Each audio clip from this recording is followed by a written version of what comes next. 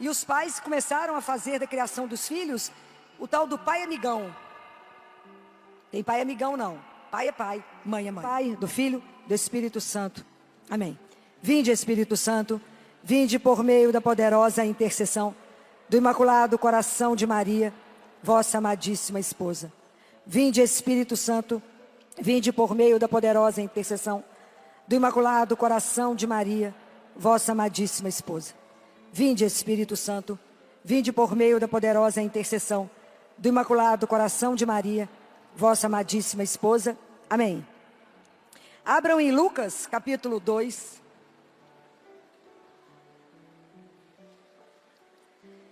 Versículos de 41 a 52. Seus pais iam todos os anos a Jerusalém para a festa da Páscoa. Tendo ele atingido 12 anos, subiram a Jerusalém, segundo o costume da festa. Acabados os dias da festa, quando voltavam, ficou o menino Jesus em Jerusalém, sem que os seus pais o percebessem. Pensando que ele estivesse com seus companheiros de comitiva, andaram o caminho de um dia e o buscaram entre os parentes e conhecidos, mas não o encontrando, voltaram a Jerusalém à procura dele. 3 dias depois o acharam no templo, sentado no meio dos doutores, ouvindo-os e interrogando-os. Todos os que o ouviam estavam maravilhados da sabedoria de suas respostas. Quando eles o viram, ficaram admirados. E sua mãe disse-lhe: meu filho, que nos fizestes? Eis que teu pai e eu andávamos à tua procura, cheios de aflição. Respondeu-lhes ele: por que me procuráveis? Não sabias que devo ocupar-me das coisas de meu pai? Eles, porém, não compreenderam o que ele lhes dissera. Em seguida, desceu com eles a Nazaré e lhes era submisso. Palavra da salvação. A educação cristã, criar os filhos de uma forma cristã, é hoje o maior desafio que nós carregamos. A sensação que eu tenho quando a gente cria os filhos de forma cristã é estar no barquinho a remo em alto mar, cruzando com os transatlânticos. Mas a gente vence porque no barco tem Deus e Nossa Senhora, senão não vencia. Essa passagem, ela é uma passagem muito interessante porque tem alguns pontos que a gente precisa conversar.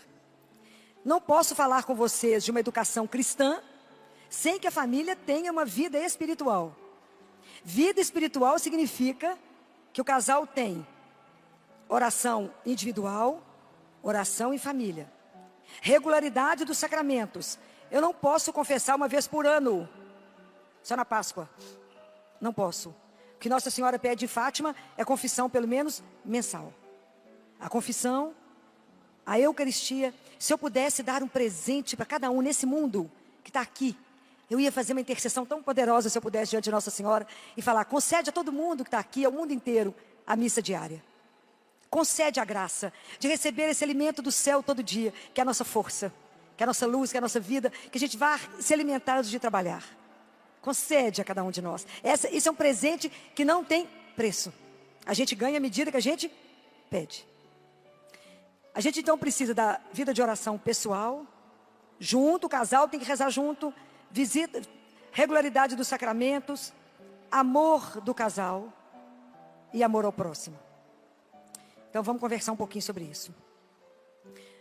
A maior riqueza que um pai e uma mãe pode dar para um filho é o amor que vocês têm entre vocês.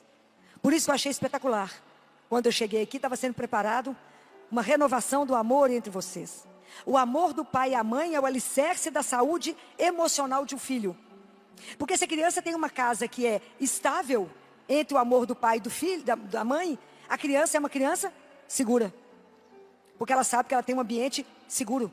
Tem o amor do pai e da mãe, que é a maior segurança de uma criança. Se numa casa alguém grita um pouco mais, é que o coraçãozinho da criança aperta e ela fica apavorada porque tudo aquilo que eu tenho pode ir embora.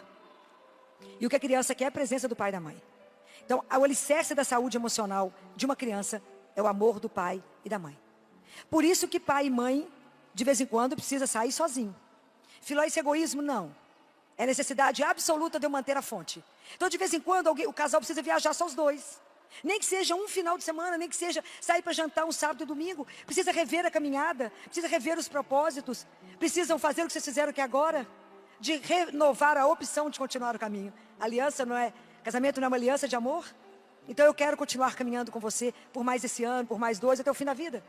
E isso é extremamente importante. Por quê? Olha que coisa impressionante. Quando Nossa Senhora encontra Jesus, vocês imaginem a angústia desse casal. Perdeu Jesus 3 dias. E não foi qualquer menino, né? Foi o Filho do Altíssimo. Perderam. Na época não tinha celular para poder localizá-lo, não tinha Bíblia, não tinha nada. Não tinha nada para localizar esse menino. E aí quando Nossa Senhora chega no templo, ela não fez como a maioria das mães fariam. O que as mães vão falar? Menino, você quer matar sua mãe? O que foi que ela falou? Teu pai e eu estávamos aflitos. Unidade do casal. Unidade. Gente, mas isso é tão importante que vocês não têm noção do que eu estou falando. O casal tem que dar essa força, essa unidade para a criança. Isso é uma sustentação para ela. Isso para ela é uma base sem noção. Vocês não têm dimensão. O que significa para uma criança teu pai e eu? Está escrito em Marcos, capítulo 3, versículo 25. A casa que divide contra ela não vai ficar de pé. Então o pai não pode falar uma coisa, a mãe pode falar outra. Tem que ter uma unidade do casal. Unidade. Então isso é uma coisa importantíssima que vocês precisam pensar no que eu estou dizendo a vocês. Teu pai e eu. E a palavra termina falando que eles desceram para Nazaré e que Jesus era submisso a eles, ok? Por que Jesus era submisso a eles? Porque primeiro, Nossa Senhora e São José eram submissos a Deus. Então, para que o filho seja submisso a vocês, sejam vocês submissos a Deus. Isso é de uma seriedade. Porque a gente tem que exercer dentro de casa uma coisa que se chama autoridade. Autoridade não é autoritarismo. O que significa autoridade? Autoridade, eu estou ao seu lado até você crescer e dar conta de tomar as suas decisões sozinhos. Hoje em dia o mundo tem muita dificuldade dessa palavra autoridade. E os pais começaram a fazer da criação dos filhos o tal do pai amigão. Tem pai amigão não. Pai é pai, mãe é mãe. Não existe, nós estamos falando de família, não estou falando de república.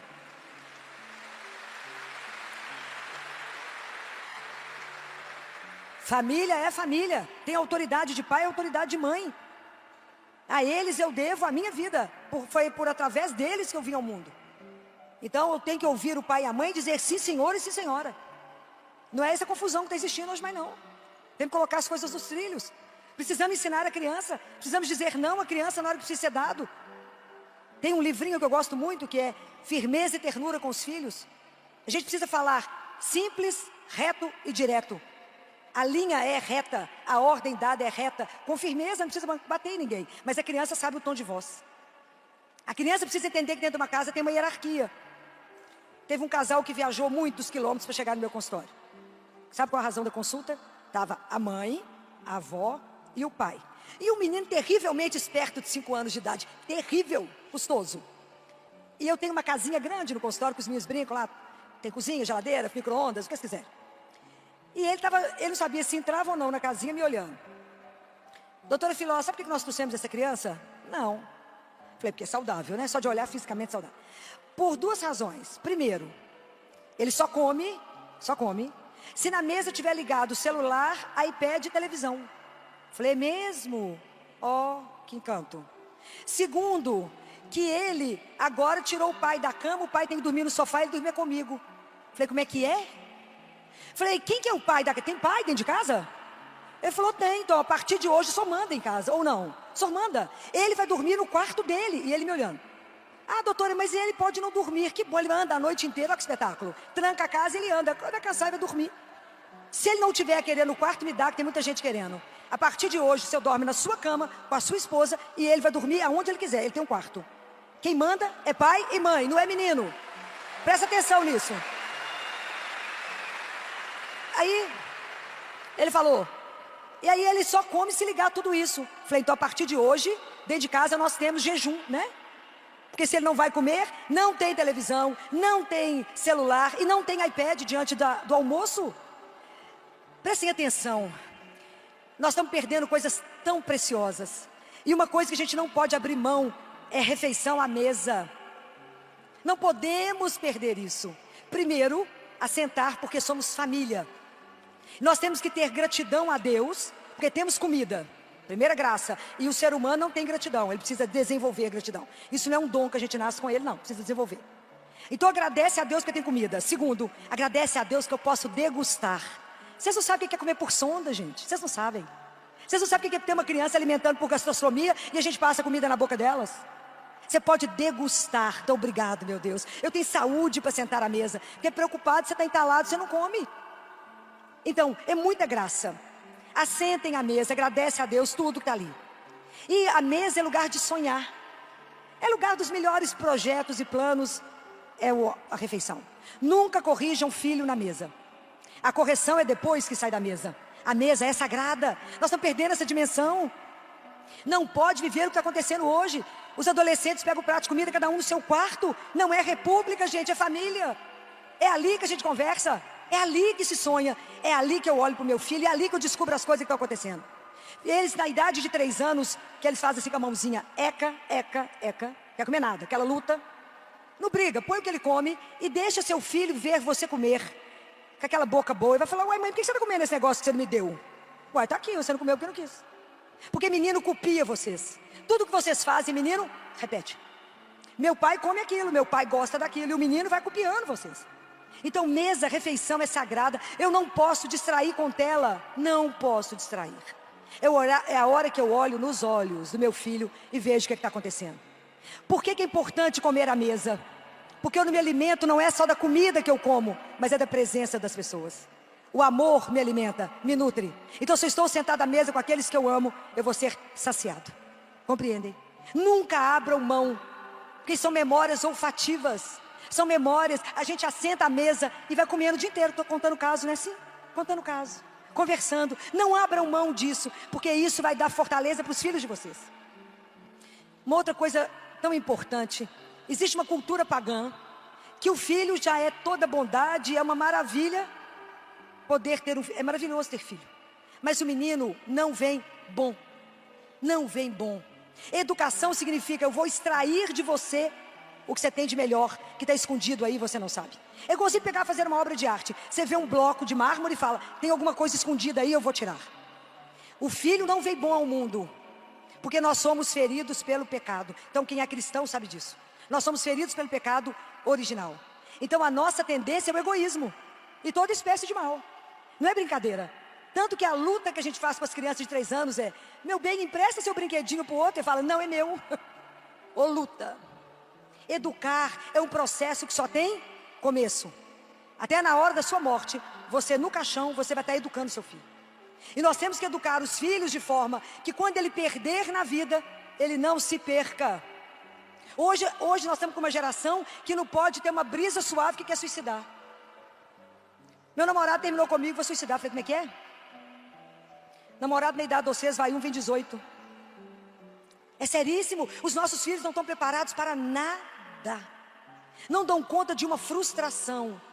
Então eu tenho que formar meu filho internamente com firmeza, com valores. Como é que eu vou colocar nesse menino valores cristãos, virtudes? Como é que eu vou fazer ele ser um cidadão? Como é que eu vou fazer ele ser um homem temente a Deus, uma mulher temente a Deus, se eu não educar? Se eu não estiver do lado dele, não tem milagre, não tem geração espontânea. Quando alguém falar com você, nossa, você deu sorte de ter esse menino. Sorte, joelho, né bem? Joelho. É muito jejum e oração para criar um filho cristão. Não é brincadeira. É uma luta diária. Educação é um processo contínuo. E educar nesse mundo pagão não está brincadeira. É um desafio de todos os dias. Não é fácil. Então, guardem isso. Não terá geração espontânea se você não se envolver. E se envolver significa, não é ter um pouquinho de tempo com meu filho antes de eu ir trabalhar, nem à noite antes de ligar a abençoada da televisão. Que eu mando todo mundo desligar. Senão já não tem tempo. Eu vou dizer uma coisa para vocês. Olhe para os filhos de vocês. Bota reparo. A gente só consegue ver quando bota reparo. É impressionante, tem que ser visto. Tem que olhar para o filho. Se eu não olhar, eu não vejo. Então presta atenção no que eu vou dizer a vocês. A gente começa a observar a criança pela forma como ela anda. O nosso pé não tem planta. Eu falo a planta do pé. E o pé, a planta, ela não tem que ter raiz para ela estar bem? Tem que ter raiz.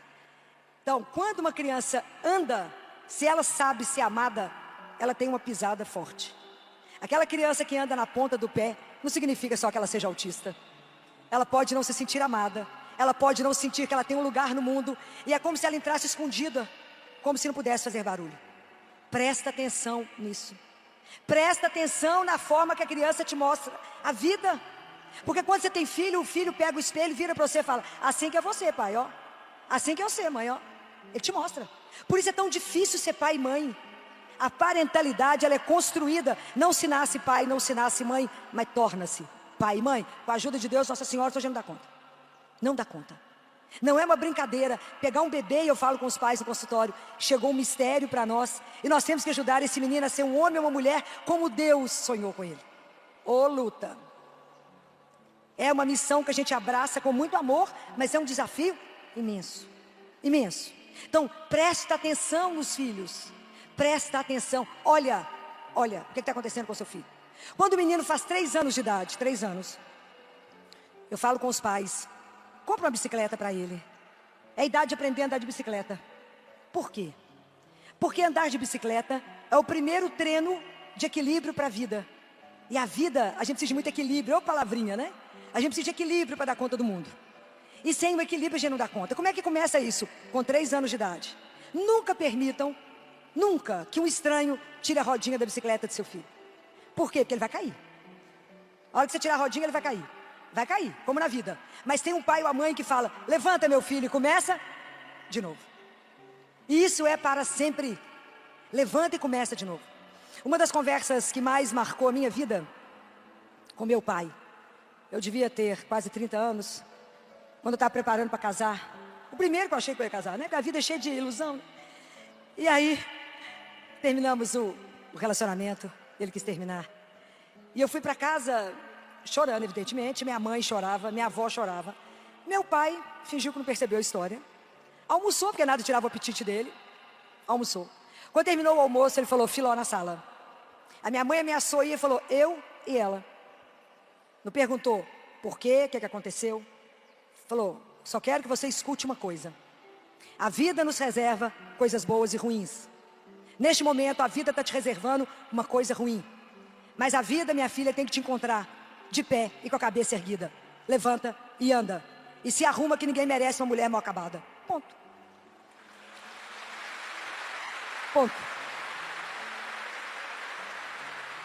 Pergunta se eu tive coragem de chorar depois disso. Nunca mais. Até hoje isso me leva. Levanta e anda e se arruma. Levanta, anda e se arruma. A vida tem que te encontrar de pé e com a cabeça erguida. Então, a fala de um pai e de uma mãe gera vida ou morte em nós. Olha para a orelha de quem está do seu lado e observa como nós temos um feto dentro do ouvido. Olha, aqui dentro da orelha tem um feto. Por isso que o que eu escuto gera vida ou morte em mim. Por isso que é escrito em Deuteronômio: escuta, Israel. Escuta. Escuta. Então cuidado com as palavras. Cuidado quando você fala com o menino: você é incapaz, você não dá conta, você é um incompetente. Porque ele vai ser exatamente o que você está dizendo. Mas fala com seu filho: você dará conta, meu filho. Isso é construção da estima do seu filho. Aí tem uma festa na escola, tem uma Olimpíada na escola, e você fala com ele: não, você dá conta. De quê? Porque nunca deixaram fazer nada. Tudo que eu fui fazer, falaram: você não dá conta, você é um incapaz. Então, lá na escola, eu fico, lá no consultório, quando eu falo com a criança: tira a roupinha para me ver. A mãe tenta tirar, eu falo: deixa ele fazer, ou deixa ela fazer, para ver até onde ela consegue ir. Até onde ela consegue ir. Eu tenho que ajudar ela e falar com ela: parabéns, você deu conta? Parabéns, agora tira a roupinha, dobra e põe ali. A mãozinha que tira, a mãozinha que guarda. Luta, ensinar é brinquedo não. Mas é possível, né? Porque a criança é fascinante, né, gente? É uma paixão, cuidar de menina é uma paixão. Mas é trabalhoso. É trabalhoso. Então é preciso permitir que a criança cresça e eu esteja ao lado. Agora eu vou precisar falar com vocês de um assunto difícil, assim. Eu, como pediatra, tenho algumas preocupações, né? E uma das preocupações minhas é essa que eu falei com vocês: que a criança cresça forte internamente, para que ela perca e não se perca. A gente vai ter muitas perdas na vida, mas eu não posso me perder. Porque eu tenho que entender que o sentido da minha vida, quem me criou é Deus. Então, o filho precisa entender: a saúde é física, mental, emocional e espiritual. A física todo mundo sabe. Todo mundo sabe o que é bom comer, esporte, todo mundo sabe. A emocional nós já falamos aqui, o que precisamos fazer para poder dar saúde emocional para os filhos. A saúde mental tem me preocupado profundamente. Nunca imaginei ver uma geração de famílias e de crianças tão doentes do ponto de vista psiquiátrico. Eu tenho criança de 10 anos tomando 3 remédios de tarja preta. Por que os meninos de 10 anos estão vivendo síndrome do pânico?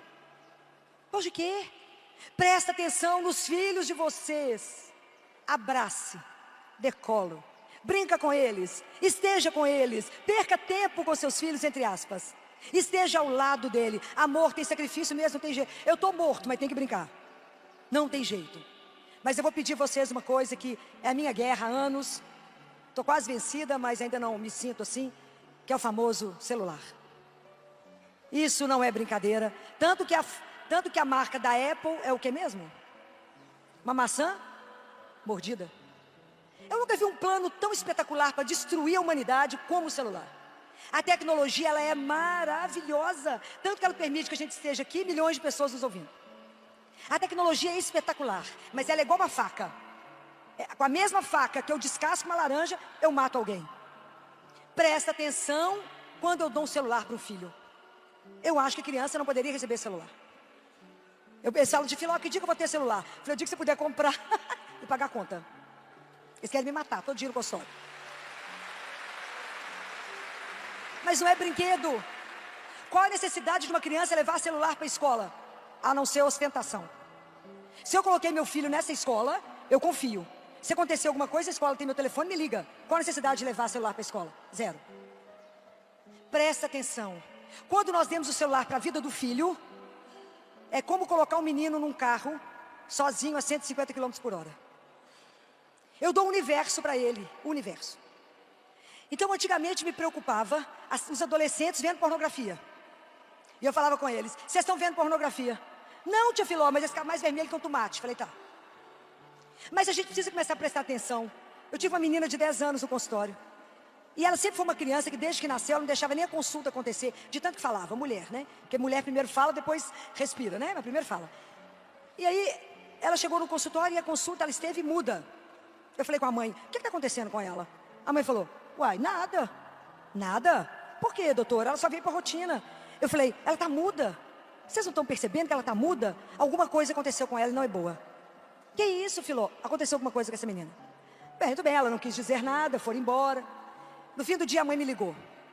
Doutora Filó, eu cheguei em casa, falei com ela, a tia Filó está preocupada com você. Aconteceu alguma coisa? Ela falou com a mãe assim, a tia Filó está certa, mãe. A alma até sai do corpo da mãe na hora dessa e volta. Hein? Ela falou, o que aconteceu? Sempre tem um abençoado de um amigo ou de uma amiga, né? Uma coleguinha chegou na sala com um papelzinho e falou assim, aqui ó, quem quiser ver, imagina, curiosidade. Aí deu para essas crianças um site pornográfico, inclusive com sexo com animal. Menina de 10 anos viu aquilo, ficou tão em estado de choque, ficou muda. Então não é brincadeira, porque eu tenho... Você imagina o que eu tenho que fazer? Hoje existe um trabalho para destruir a criação de Deus. Existe um trabalho para poder fazer com que você não entenda que você é filho do Altíssimo. É para tirar de você a beleza de ser filho de Deus. Então está mostrando só o pior. Eu tenho ficado preocupada demais com as crianças agora, é de 6 a 10 anos que estão vendo pornografia. Se vocês acham que eu estou louca, começa a investigar. É de apavorar o que eu estou assistindo. Outro dia lá no consultório, um de 8 anos, estava a mãe, eu, e ele sentado do lado da mãe. Ele levantou e falou assim, tia Filó, posso falar uma coisa? Eu até gelo, eu sei que não é bom. Ele ficou do meu lado e falou assim, lá na escola, um coleguinha falou que é assim, ó, empresta aqui, mamãe, seu celular. Se eu entrar aqui, tia Filó, e digitar assim, ó, X vídeos, olha o que acontece. Uma relação de filme pornográfico, que o menino ficou tão assustado que ele me mostrou. Pode imaginar? Isso ele tem 8 anos de idade. Isso é gravíssimo. É gravíssimo. Quanto prejuízo eu estou fazendo para a vida desse menino, para o futuro dele, não só agora. Porque nós estamos sexualizando as crianças antes da hora, está errado. Outro dia uma mãe chegou no meu consultório desesperada. Ela não estava marcada, ela foi parar no meu consultório. Porque ela tinha um coleguinha na casa dela, que ela levou para brincar. E o coleguinha, ela levou, chegou no final do dia, foi levar o menino na casa dele. O menino na porta do prédio gritou para o outro no carro, ô fulano, quando você chegar em casa, baixa o filme que eu vou te mandar. Mãe é neurótica, mãe tem que ser louca, chata e neurótica, se não for isso não é mãe. Mãe tem que ser doida, senão não cria filho. Não tem jeito, não tem jeito. Mãe é aquela lioa, que a gente mata o mundo, mas salva o menino, não tem jeito. Não tem jeito. Chegou em casa, o menino falou: mãe, baixa o filme aí que o coleguinha mandou. A mãe não olhou o que era, baixou o filme. E aí, tanta coisa que uma coitada de uma mãe tem para fazer dentro de casa, que ela não prestou atenção. Aí o celular estava jogado dentro de casa, quando a menininha de 4 anos pega o telefone lá solto e faz assim, bateu na tela, abriu a cena de um sexo oral. Falou: mamãe, por que a moça está fazendo isso? 4 anos de idade. Isso é gravíssimo.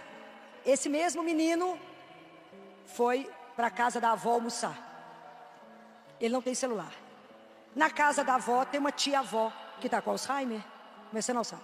A tia-avó fez o que com o menino? Deu o celular. Esse menino foi para o quarto, 10 anos de idade, foi ver pornografia, masturbou e gravou. A tia-avó está mais, né, não está entendendo nada, jogou na internet. Aí algum parente viu, falou: gente, o que está acontecendo? Até alguém ver, alguém descobrir, alguém apagar, 14 minutos rodou. Essa mãe foi parar no consultório porque ela enlouqueceu quando viu tudo isso. Não podemos dormir, gente, temos que vigiar. Se eu liberei a tela, eu tenho que ver o que está acontecendo. Eu tenho que ver o que está acontecendo. Não tem jeito. As crianças precisam de família, de esporte e de Deus. O que nós estamos substituindo aí, eu não sei. Então eu dou para o meu filho, outro dia uma de 10 anos falou comigo assim: tia Filó, eu preciso de um iPhone 15. Falei: para quê, gente? Isso é seríssimo. E isso independe da classe social. Outro dia a gente estava olhando lá no hospital, o pai tomando conta da criança internada, 1 ano de idade, 1 ano. O pai no celular. A gente estava no corredor com o espelho, estava discutindo o caso e observando o pai na tela. A criança de fraldinha de 1 ano ficou em pé e a gente vigiando. E o pai colocou uma garra no berço segurando o celular para a criança. 1 ano, gente, 1 ano. Ela fazia assim com o dedinho, pegava o soro, girava e nós vigiando. O pai viu o quê? Nada. Então eu estou de companhia com meu filho no hospital, mas eu ponho uma garra segurando o celular, para que ele não me interrompa naquilo que eu estou fazendo. Está errado. A gente chama atenção, a gente que está doido, a gente que está errado. Pediatra que é chato, pediatra que é neurótico. Eu já tive todos os problemas que vocês puderem imaginar com tela. Todos os problemas. Eu já tive menina de 12 anos com virgindade leiloada. Eu já tive de tudo que vocês puderem imaginar. Já sonhei Polícia Federal dentro do meu consultório. Já chamei o promotor Cazé, vocês já ouviram falar dele. O promotor que mais luta contra a pedofilia. Brilhante, já foi extremamente premiado. Isso que esse Cazé já me ajudou na vida, não é brincadeira. Para salvar esses meninos. Bota reparo no filho de vocês. Filho é para ser olhado, vigiado, porque ele não é seu. Ele te foi dado como presente, você vai ter que prestar conta dele diante de Deus, nosso Senhor. Cuidado com o que nós estamos criando. Eu não posso criar para o mundo, eu tenho que criar para Deus, nosso Senhor. É um desafio brutal.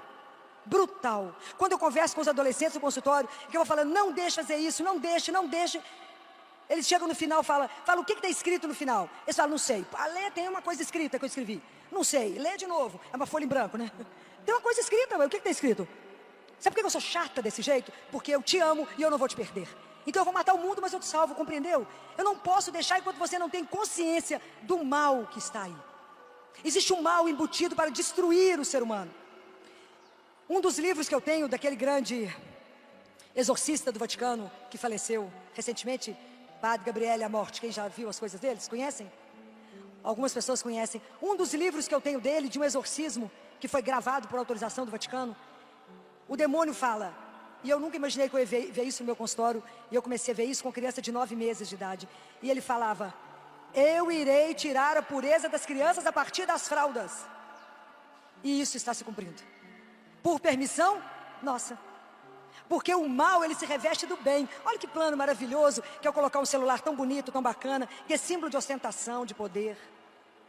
É grave. Se vocês não acordarem, é grave. Quando eu tentei tirar, na França não se entra com celular. A França expulsou o TikTok. É grave. Olha o que essa praga desse TikTok está fazendo na cabeça dos filhos de vocês. Pelo amor de Deus, está transformando esses meninos em serem incapazes de pensar, apenas de consumir. Fora a palhaçada dos desafios. E há 1 ano e pouco atrás, 2 anos, nós recebemos lá no CTI dois rins de uma criança de 10 anos. Que foi, quem era o doador do transplante? Uma criança de 10 anos que foi cumprir o desafio do TikTok. Quanto tempo você fica sem respirar? Ele ganhou. É grave. Nunca vivemos um problema tão grave na atualidade. Então nós estamos com uma geração que não tem sonhos, porque tudo tem que ser agora. Eu escutei uma jovem falando assim: eu não tenho paciência de esperar 9 meses para o menino nascer. Eu estou rezando para ele ser prematuro. Ainda bem que Deus não escuta. Tem umas coisas que Deus não pode escutar. Não tem condição. Porque tem que nascer prematuro, doutor, porque eu não tenho paciência de esperar 9 meses. Então é uma geração que não espera. Uma geração imediatista. E uma geração que não sabe mais sonhar. Não sabe mais sonhar. Tudo tem que ser agora, no dedinho que passa. Como que nós vamos resolver isso? Não sei. Mas eu tenho que tirar do menino, o ídolo dele não está na tela. Ídolo de filho tem que ser pai e mãe, que dá vida por eles. Vocês trabalham o dia inteiro, morrem por causa desses meninos. Isso não é brincadeira. Isso não é uma brincadeira. Fica os meninos idolatrando aquilo que não presta na tela. Não presta. Prestem atenção no que os filhos de vocês estão vendo. Preste atenção. A situação é mais grave do que vocês possam imaginar. Vocês imaginam o que o meu consultório tem de problema de tela? Insônia, menino que não dorme, menino com problema de escola, menino com queda. É seríssimas coisas que estão acontecendo. Nós precisamos de acordar para essa realidade que é dura. Eu brinco lá que meu sonho é todo mundo ser atleta. Eu não tenho nenhuma preocupação com a medalha. Eu quero que eles façam esporte de forma que eles tenham compromisso, constância. Eles têm que estar sempre na escola, lá no esporte deles, várias vezes ao dia. A medalha é aquela que eu coloco no corpo dele. Não é outra coisa. Então é preciso que a gente preste atenção e se eu tiro a tela, eu tenho que substituir por alguma coisa. Existe um livro que se vocês não leram, vocês deveriam ler. Está na Amazon, custa R$ 44,89. A Fábrica dos Cretinos Digitais. Leiam isso. É estudo de um neurocientista francês, contando tudo que acontece com a criança com a tela. 1 hora de televisão, menos 17% de aprendizagem de matemática. A Fábrica dos Cretinos Digitais. Você quer ter um filho líder? Dê um livro para ele ler por semana. Quer ter um filho que vai ser subordinado, alguém vai comandá-lo, ele não vai ser capaz de pensar? Dê tela para ele todos os dias. E você verá o resultado disso. É simples assim. Educação não é uma brincadeira. É um desafio? É um desafio. Mas presta atenção nos filhos. Há uns meses atrás recebi telefonema de um pai, no domingo à tarde. Domingo à tarde, um pai me ligar, a coisa não é boa. E esse homem me ligou chorando, falou: doutora Filó, só não sabe o que aconteceu. Era um casal cristão, estavam rezando terça em família todos os dias. E porque resolveram aumentar o tempo de trabalho, para aumentar o ganho, eles começaram a trabalhar mais e tiraram a oração, não é? Doutora Filó, hoje é domingo, e a minha esposa, eu não sei porquê, eu sei porquê, porque Deus fala com mãe, né, gente? Nunca vi mãe errar na minha vida. Não vi ainda. Estou para ver uma mãe errar um diagnóstico. E ela falou com o filho assim: cadê aquela pomada que você me pôs doida para comprar, para passar nas espinhas? 13 anos. Ele falou: não sei, porque filho é assim, põe a mãe louca, compra pomada, usa uma vez, depois não sabe o que fez com a pomada, não é assim? É assim que a menina. Aí ela falou: não sei, mãe, onde é que está a pomada? Essa mãe então foi pegar a mochila do filho. Quando ela pegou a mochila do filho, ela encontrou um fundo falso. O que eles descobriram naquela hora? Que o menino tinha se tornado traficante de cigarro eletrônico. A coisa não está brincadeira. Então, como eles aumentaram o tempo de trabalho, o menino ficava com a avó. Aí, em determinada hora, ele falava com a avó assim: ô vó, deixa eu ir na minha casa só um pouquinho, deixa pai, só um pouquinho. Era a hora que o motoqueiro ia levar para ele a encomenda. Não é brincadeira, eles dão nó em pingo d'água. Nó em pingo d'água. Falei com a família: mas vocês não estavam rezando o terço todo dia? Ah, doutora, paramos. É isso mesmo. Aonde sai Nossa Senhora, entra o pecado. Ela que eu falei com vocês ontem, que vai pegar os filhos de vocês e ajudá-los na criação. Porque é um desafio de todos os dias. Não é brincadeira. Não é brincadeira. Chegou no meu consultório um adolescente de moletom preto, com a cabeça coberta, eu já fico assustado. Já fica apavorado. A mãe sentou e ele ficou de pé. A mãe falou assim: doutora Filó, nós já fomos em 4 dermatologistas, 2 alergistas, e esse menino está com problema na pele que ninguém resolve. Eu falei: tem uma coisa errada aí. Não é possível que em 6 médicos, ninguém passou nada que resolveu. Falei com a mãe: então, antes de eu tirar a roupa dele, o que aconteceu com esse menino, se tem 6 meses que vocês estão nessa luta? A mãe sentada, olhou para o filho e falou assim: o que aconteceu com você, meu filho? Falei: como é que é? O que aconteceu? Você não sabe, não está vendo? Ah, doutor, eles estão na idade, fica tudo trancado no quarto. Falei: como é que é? Tem casa, mas não tem república agora? Cada um no seu quarto e ninguém se vê? Está errado. E ninguém sabia a informação. Falei: fica de cueca para me te ver. Aí chamei a mãe e falei: vem cá, se ela falou que ela exame no corpo inteiro dele, não é. As lesões, na verdade, não é reação alérgica. É onde a boca alcança para ele tirar pedaço dele. Percebeu o sofrimento que está na alma desse adolescente? Percebeu o que está acontecendo com esse adolescente? Que ninguém está vendo porque ele põe roupa e tampa. De vez em quando você tem que ser doido, entra lá e fala, deixa eu ver como é que você está. Bota reparo no seu filho, para que o mundo não roube o seu filho. Acorda enquanto é tempo. Não está uma brincadeira. E a outra coisa, que é um assunto delicado, que eu tenho que falar com vocês, é a pedofilia. É o abuso sexual, gente. Não é brincadeira, eu tenho muita criança abusada. Isso independe da classe financeira. Proteja os filhos de vocês.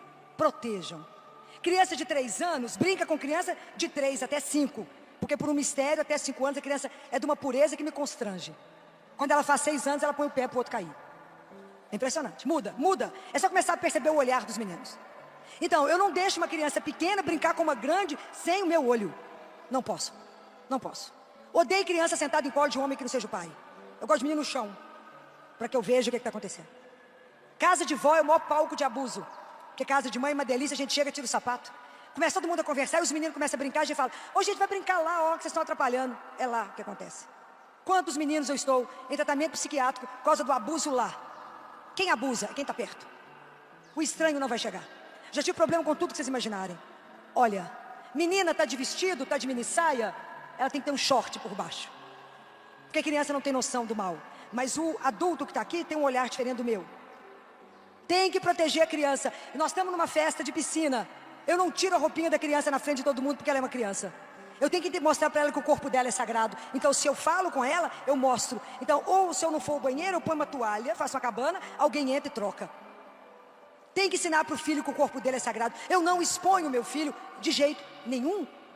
Eu não deixo filho dormir na casa de vizinho. Não posso. Ser chata, sou chata, louca e neurótica. Porque eu sei o que acontece depois. Não é brincadeira. O abuso sexual, ele é uma cicatriz, é uma tatuagem feita no coração de uma criança que só Deus pode tirar, mas ninguém pode. E eu não posso permitir que uma criança fique machucada pela vida. Já tem os problemas que virão, mas não preciso de somar problema. Não preciso. E essa responsabilidade compete a vocês, pais, a estarem de olho nos filhos de vocês. Os filhos são de vocês. Zelem por eles, olhem por eles. O pessoal fala, Tifilá, mas nunca vou poder dormir na casa de ninguém. Não, chama as amigas para dormir na sua casa. Porque lá sua mãe está atenta, está vendo. Não é brincadeira. Não é brincadeira. Não deixe os adolescentes misturarem energético com cerveja, porque vai ter arritmia e pode morrer. Não deixem, gente. Não, ele vai experimentar bebida porque está dentro de casa. Não pode. Não é não, tem limite. Não pode. É seríssimo. Nós temos que ensinar, que educar. Eu não estou falando que é fácil, não. É um desafio mortal. Mas eu tenho que educar, eu tenho que fazer o meu papel. Então, se por acaso eu não criei os meus filhos, ensinando para eles a doçura de um Deus que é Pai, vai chegar um momento na sua vida que seu filho não vai querer escutar falar de Deus, não é assim? Vamos à missa, não vou. Não é assim? Vou rezar, não vou. Então, quando os meninos não quiserem ouvir falar de Deus, vocês vão fazer uma outra coisa. Vocês vão convidar Deus para uma conversa. Convida ele para um chá, para um café, para um vinho, né, para turma mais sofisticada. Chama ele para uma conversa e fala com ele, sabe aquele menino que o senhor mandou para a gente criar junto de meia? Eu não estou sabendo criar ele não. Está difícil, eu não estou entendendo aquele menino. Me ajuda, me dê sabedoria para criar aquele menino. Me ajuda a colocar ele no seu caminho. Me ajuda. Mas não desista do seu filho. Lembra de Santa Mônica, quando fala, Agostinho não vai dar nada na vida. Agostinho era da farra, da bebida. E Santo Agostinho virou santo e doutor da igreja. Não desista dos filhos de vocês. Todo santo tem um passado, né? Todo pecador tem um futuro. Guarda isso. Então não desista. Filho não é brinquedo. Tira os cabelos da cabeça da gente. Não é fácil.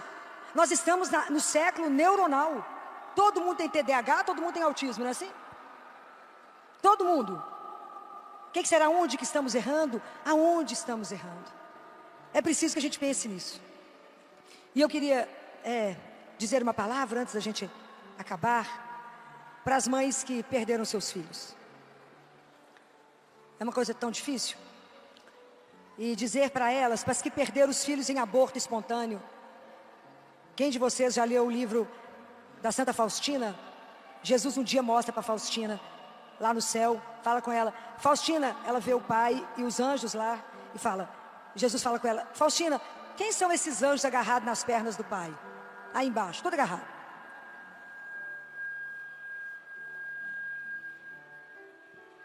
Santa Faustina fala com ele, não sei, Senhor, o Senhor sabe quem é, eu não sei. Ele fala, essas crianças são aquelas que morreram no útero de suas mães e que um dia o pai vai devolver. Então isso serve de muito consolo e muito conforto. Mas para aquelas mães que perderam seus filhos, não perderam, não é? Tiveram que devolver os seus filhos. Não é fácil. Porque uma das coisas mais difíceis da vida é entender que a gente ama, mas não possui. Eu amo, mas não é meu, é de Deus. Uma das lições mais difíceis era o que eu conversava com os pais no CTI, né? Eu perguntava para eles, por quem você se levanta a cada manhã? Eles falaram, nunca pensei nisso. Falei, é hora de pensar. Você me entregou a coisa mais preciosa que você tem.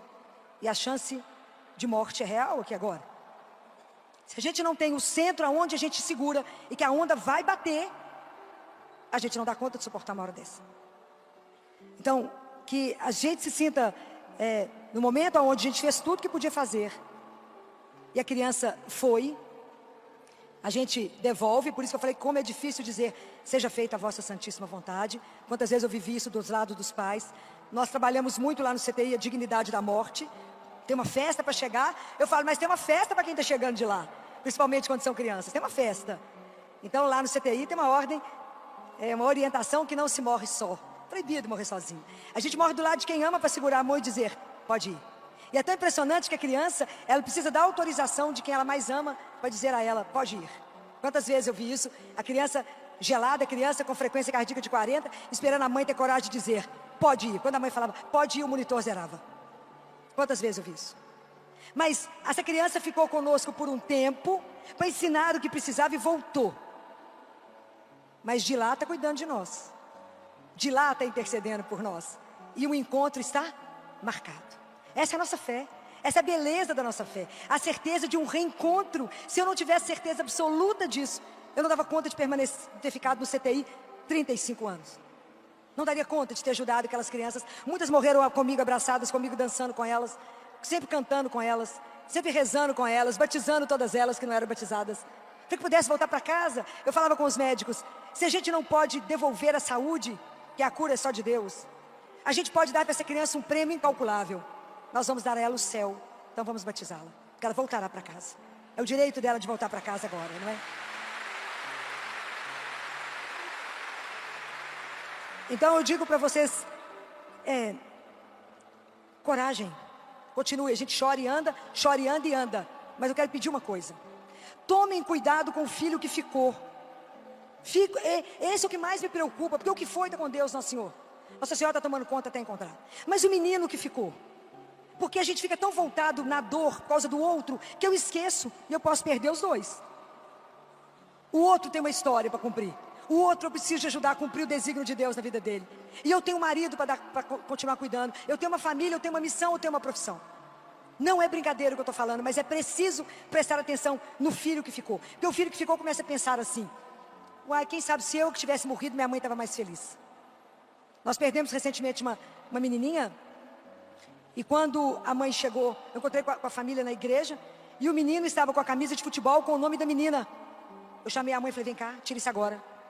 Ele tem a história dele, a vida dele não é carregar a imagem da irmã. Ele tem a história dele para cumprir. Senão a gente fica sempre parado no dia da morte. A morte já foi dolorosa demais, mas ela passou. A vida tem que continuar. A gente anda e chora, mas anda. Anda porque a gente não anda sozinho. Na certeza de que a vida não vai encerrar ali. Não vai encerrar. Não pode encerrar ali. Então eu tive a graça na minha vida, eu pedi a Jesus essa graça, de acompanhar a morte do meu pai. Eu falava com Jesus, a hora que meu pai morrer, deixa eu estar com ele, porque eu não quero que ele morra sozinho. Eu quero fazer com ele o que eu faço com as crianças, rezar, só isso, rezar. Porque Jesus ensinou para Santa Faustina, que se a gente rezar o texto da misericórdia, diante daquele que está em agonia, ele encurta o tempo. Eu presenciei coisas que eu poderia passar o fim de semana conversando com vocês. E aí, no dia que eu cheguei em Oliveira, meu pai passou mal, internou, e eu sabia que era o fim mesmo, né? E a gente melhora para morrer, né? Meu pai melhorou, os médicos falaram, filho, eu acho que vai dar tempo de você pegar o avião e levar seu pai para Belo Horizonte. Tudo arrumado, vaga arrumada. E aí é tão impressionante que tudo pronto, e eu cheguei no hospital, a minha irmã falou, o pai melhorou, né? Eu falei, não, o pai vai morrer. Ela falou, que é isso? O pai vai morrer. Tá bom, não, ele melhorou para morrer. Aí os padres, sempre muito atenciosos, deram unção, foi todo preparado. E aí eu falei com os médicos, se o coração dele, se a pressão começar a cair, a frequência começar a cair, vocês me chamam, eu quero estar aqui, eu não quero que ele seja reanimado. Eu acredito na vida e abundância, eu não quero que meu pai viva a qualquer preço. Ele já cumpriu, não quero. Por mais que o ame, quando a gente ama muito, a gente é capaz de dizer ao outro, pode ir, né? Não posso te segurar, a vida é mais, né? A vida é muito mais. Então, quando deu 15:03 da manhã, eles me ligaram. Então eu fui para o hospital, meu irmão me deixou lá. Hospital do interior não tem nada, né, gente? Tem ninguém. Passei na porta da capela, fui lá no Santíssimo e falei com Jesus. Ô Jesus, hoje é um momento tão difícil. Achei que eu não ia dar conta desse momento. Então eu vim pedir ao Senhor que me dê a mão. Vai comigo, porque eu vou ter que devolver meu pai para o Senhor. Vão comigo? Se o Senhor estiver comigo, eu não terei medo, porque eu sei da sua santíssima presença. Então eu fiquei, quando eu cheguei lá, a pressão dele era 1, tomando adrenalina, dobutamina, aquela confusão de CTI. E eu fiquei do lado dele e falei com o médico, vocês vão manter esses remédios? A pressão dele é 1. Ele não responde a mais nada, frequência caindo. Ele falou, não posso fazer isso. Aí eu desliguei os remédios, fiquei 3 horas em oração com ele, 3 horas, sem tirar o pé. A paixão da vida do meu pai era Maria, e ele dizia, era a educadora dele. E aí eu fiquei rezando com ele e disse para ele 3 frases. Primeira, porque existe, a gente entra em trabalho de parto para a alma, não é? A alma nasce. A primeira contração dele, que é igual de uma grávida, eu falei com ele, está na primeira carta de João, pai, se teu coração te condena, Deus é maior que teu coração. A segunda eu falei com ele, não se preocupe com a mãe, nós vamos cuidar. E o Senhor não se preocupe, missão cumprida, porque a maior herança que um pai deixa para o filho é a fé. Dinheiro ele vai trabalhar para ter. A fé a gente vai vencer o mundo. E a terceira frase que eu quero encerrar é, pai, não tenha medo de nada, de nada, de nada. Você vai encontrar com seu pai, não é um padrasto. Porque não fomos feitos para a dor, fomos feitos para o amor. E a última palavra da nossa vida não é dor, é ressurreição. Não é morte. Não nascemos para morrer. Nascemos para voltar para casa e nascer para o Pai. Então, não tenham medo. Não tenham medo de acreditar nisso que eu estou dizendo para vocês. A nossa vida é eterna. A proposta de Deus para nós é algo que a gente não tem condição de descrever o que tem preparado para aqueles que o amam. Então agora nós vamos receber aquele que é o autor da vida. E se existe um outro livro que eu posso indicar para vocês, se alguém não leu, o título é em latim, mas é claro que ele é em português, então eu não tinha lido. Ele se chama Ensino Iesu, I-N-S-U-N-U, Jesus. É de coração para coração. É Jesus que chama o monge para poder fazer o papel de todos os sacerdotes que não fazem adoração. E Jesus nos ensina a adorar. Então ele fala uma coisa linda que eu quero ensinar para vocês, entre tantas coisas. Ele fala, quando você vier me ver, eu espero que você esteja feliz, porque eu já estou feliz porque você veio. Ele diz, e quando você chegar aqui, olha a frase, traga para mim os seus problemas, porque a solução eu as tenho. A solução eu as tenho. Não tente dar solução para Deus, Ele é Deus. E a outra coisa que Ele ensinou, quando você vier aqui me adorar, e quiser interceder por alguém, repita para mim o que foi dito quando Lázaro estava doente. E você vai dizer assim, Jesus, o meu marido, a quem tu amas, está doente. Não conte mais nada, não precisa. Confie no amor que eu tenho por ele, ou por ela, e eu vou cuidar. E não fique preocupado com o que eu estou fazendo com a vida dele, porque preocupe somente com a sua alma, porque eu posso te chamar hoje. Então agora nós vamos nos colocar na posição para receber Jesus. Coloque seus problemas diante dele, todos os seus problemas. Coloque tudo aquilo que te angustia hoje, porque a solução somente ele tem.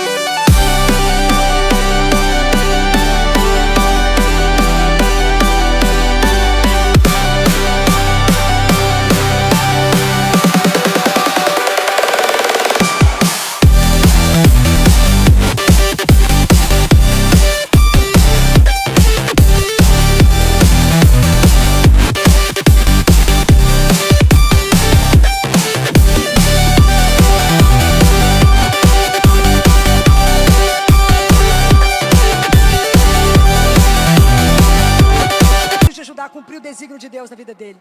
E eu tenho um marido para continuar cuidando. Eu tenho uma família, eu tenho uma missão, eu tenho uma profissão. Não é brincadeira o que eu estou falando, mas é preciso prestar atenção no filho que ficou. Porque o filho que ficou começa a pensar assim: uai, quem sabe se eu que tivesse morrido, minha mãe estava mais feliz. Nós perdemos recentemente uma menininha. E quando a mãe chegou, eu encontrei com a família na igreja. E o menino estava com a camisa de futebol com o nome da menina. Eu chamei a mãe e falei: vem cá, tira isso agora.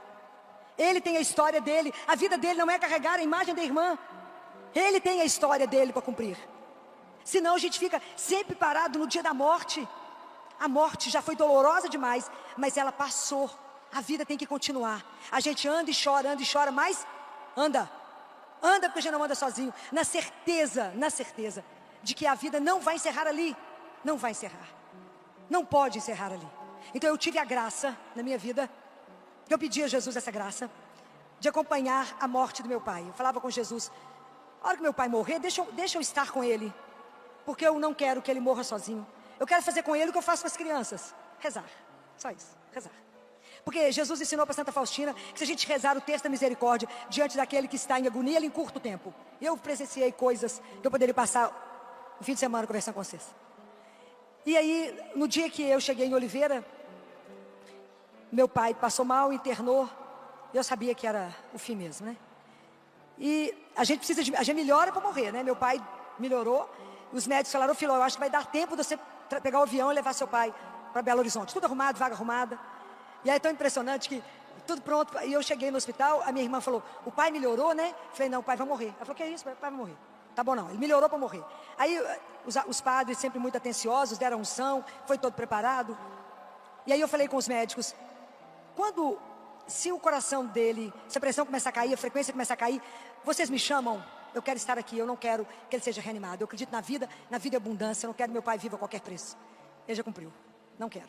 Por mais que o ame, quando a gente ama muito, a gente é capaz de dizer ao outro: pode ir, né? Não posso te segurar, a vida é mais, né? A vida é muito mais. Então, quando deu 15:03 da manhã, eles me ligaram. Então eu fui para o hospital, meu irmão me deixou lá. Aí hospital do interior não tem nada, né, gente? Tem ninguém. Passei na porta da capela, fui lá no Santíssimo e falei com Jesus: ô Jesus, hoje é um momento tão difícil. Achei que eu não ia dar conta desse momento. Então eu vim pedir ao Senhor que me dê a mão. Vai comigo, porque eu vou ter que devolver meu pai para o Senhor. Vão comigo? Se o Senhor estiver comigo, eu não terei medo, porque eu sei da sua santíssima presença. Então eu fiquei, quando eu cheguei lá, a pressão dele era 1, tomando adrenalina, dobutamina, que é a confusão de CTI. E eu fiquei do lado dele e falei com o médico: vocês vão manter esses remédios? A pressão dele é 1. Ele não responde a mais nada, frequência caindo. Ele falou: não posso fazer isso. Aí eu desliguei os remédios, fiquei 3 horas em oração com ele, 3 horas, sem tirar o pé. A paixão da vida do meu pai era Maria, e ele dizia, era a educadora dele. E aí eu fiquei rezando com ele e disse para ele 3 frases. Primeira, porque existe, a gente entra em trabalho de parto para a alma, não é? A alma nasce. A primeira contração dele, que é igual de uma grávida, eu falei com ele, está na primeira carta de João: pai, se teu coração te condena, Deus é maior que teu coração. A segunda, eu falei com ele: não se preocupe com a mãe, nós vamos cuidar. E o Senhor não se preocupe, missão cumprida, porque a maior herança que um pai deixa para o filho é a fé. Dinheiro ele vai trabalhar para ter. A fé, a gente vai vencer o mundo. E a terceira frase que eu quero encerrar é: pai, não tenha medo de nada, de nada, de nada. Você vai encontrar com seu pai, não é um padrasto. Porque não fomos feitos para a dor, fomos feitos para o amor. E a última palavra da nossa vida não é dor, é ressurreição. Não é morte. Não nascemos para morrer, nascemos para voltar para casa e nascer para o Pai. Então, não tenham medo. Não tenham medo de acreditar nisso que eu estou dizendo para vocês. A nossa vida é eterna. A proposta de Deus para nós é algo que a gente não tem condição de descrever o que tem preparado para aqueles que o amam. Então agora nós vamos receber aquele que é o autor da vida. E se existe um outro livro que eu posso indicar para vocês, se alguém não leu, o título é em latim, mas é claro que ele é em português, então eu não tinha lido. Ele se chama Ensino Iesu, I-N-S-U-N-U, Jesus. É de coração para coração. É Jesus que chama o monge para poder fazer o papel de todos os sacerdotes que não fazem adoração. E Jesus nos ensina a adorar. Então ele fala uma coisa linda que eu quero ensinar para vocês, entre tantas coisas. Ele fala: quando você vier me ver, eu espero que você esteja feliz, porque eu já estou feliz porque você veio. Ele diz: e quando você chegar aqui, olha a frase: traga para mim os seus problemas, porque a solução eu as tenho. A solução eu as tenho. Não tente dar solução para Deus, Ele é Deus. E a outra coisa que Ele ensinou: quando você vier aqui me adorar e quiser interceder por alguém, repita para mim o que foi dito quando Lázaro estava doente. E você vai dizer assim: Jesus, o meu marido, a quem tu amas, está doente. Não conte mais nada, não precisa. Confie no amor que eu tenho por ele ou por ela, e eu vou cuidar. E não fique preocupado com o que eu estou fazendo com a vida dele, porque preocupe somente com a sua alma, porque eu posso te chamar hoje. Então agora nós vamos nos colocar na posição para receber Jesus. Coloque seus problemas diante dele, todos os seus problemas. Coloque tudo aquilo que te angustia hoje, porque a solução somente ele tem.